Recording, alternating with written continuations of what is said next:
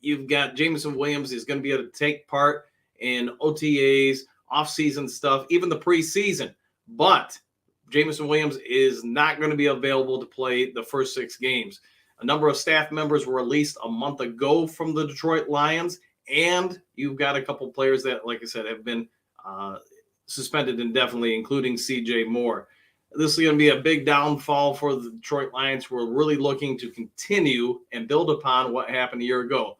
But Jamison Williams, after being out the vast majority of last year due to his recovery from an ACL injury in the national championship game 2 years ago, is now going to miss the start of the first 6 games of the upcoming season.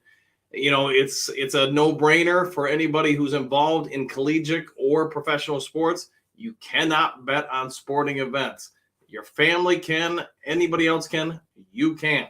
Jamison Williams, I get he's a kid, I get he's young, but he's going to have to learn from this because this is not ideal. So if you're just joining the broadcast, the Lions were notified roughly an hour ago that a number of staff members, which the Lions had already fired, I guess for lack of a better term, have had to be let go because they've been betting on sporting events. And now you've got 4 players from the Detroit Lions who are either going to be suspended indefinitely out the first 6 games of the 2023 season, or just flat out released. Williams, like we all know, there's a lot of promise around this kid, a lot of upside, a lot of potential. But the good part is, if you're looking for the silver lining, is that hopefully he'll learn from it. He can go through OTAs. He can, go through training camp. He can do all that stuff. And I think we should all anticipate that Williams and his representation are probably going to go to the NFL and appeal this. He is saying that he did not bet on NFL games, which, according to the league policies, that's really irrelevant. But could they potentially reduce the 6-game suspension to 4?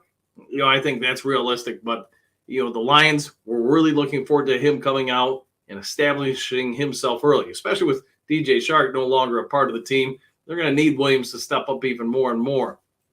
But we're going to have to wait for basically 2 months to actually get him on the field again. It's going to impact the Lions offense. Here's my question to people. Does this affect the draft strategy? Jamison Williams got a lot of potential, but he unfortunately, for whatever reasons, didn't pick up the playbook a season ago as quickly as the Lions staff had hoped. And now you add this on top. We'll see what happens. I mean, he's a young kid, and hey, everybody makes mistakes. But either way, the Lions are going to have to move on without him for at least the first, roughly 2 months of the upcoming season. And again, just if you're joining us late, Lions had to let go a number of staff members. They did have to suspend indefinitely C.J. Moore, among other players, and Jamison Williams, the crown jewel on offense from last year's draft, is going to currently sit out the first 6 games of the upcoming season due to betting actually at Ford Field on his mobile app on sporting events. He is saying none of it is the NFL games. So should we all anticipate that Jamison Williams and his representation among the other NFL players too that are going to be targeted with this investigation? It wasn't just the Lions being hit here, but obviously this is Lions Talk Live, not NFL Talk Live. So Williams in his representation will contest it. Hopefully they can get it reduced to 3 or 4 games. My guess is they're going to contest it, and it'll probably get reduced to 5. Not a big thing, but hey, it's one more game he gets back. So what happens? I don't know. Don Burr, what do you think? I see you're in the chat. So, what's your take on Jamison Williams? You're sick of him already.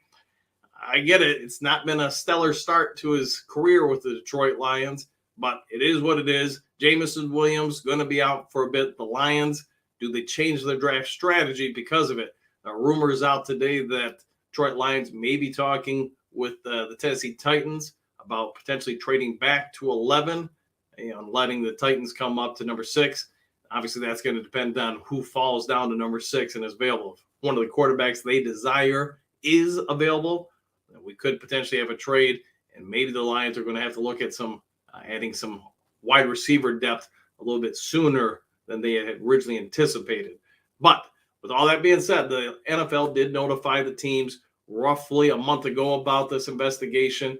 The Lions were probably not caught off guard with this news today, So they may have already been anticipating some moves as it may be.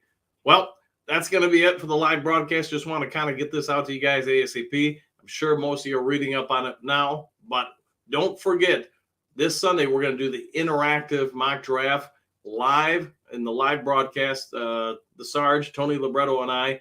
And what we are going to do is we're going to offer our picks at each spot and also ask you guys to make picks every third pick. So if you got nothing going on Sunday, you want to help take part in it, make sure you tune in 6 to 7 p.m. Lions Talk Live. Also, next week, Wednesday, the day before the draft, we are going to do a Lions Talk Live at Stadium Liquor. That's right, a liquor store. They're going to bring in some of their distributors to try to help promote their products while we're all talking about the NFL draft. That's next Wednesday, 6 to 7 p.m. If you're in the greater Kalamazoo area and you want to stop in and interact with us while we're on the air, feel free to do so. All right, I'll see you all later on the next Lions Talk Live.